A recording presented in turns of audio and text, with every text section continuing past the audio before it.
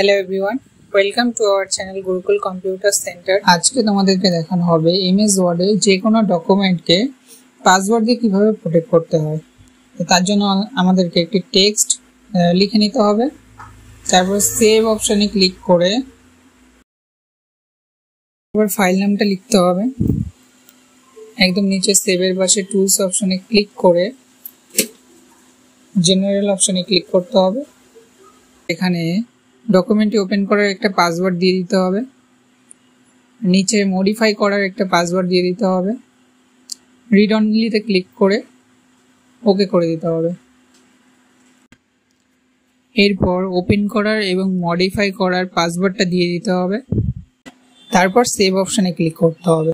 Save অপশনে click করলেই ডকুমেন্টটি password protected হয়ে সেভ হয়ে যাবে। তো এভাবেই খুব সহজেই এমএস ওয়ার্ডে যে কোনো ডকুমেন্টকে তোমরা পাসওয়ার্ড দিয়ে প্রোটেক্ট করতে পারবে।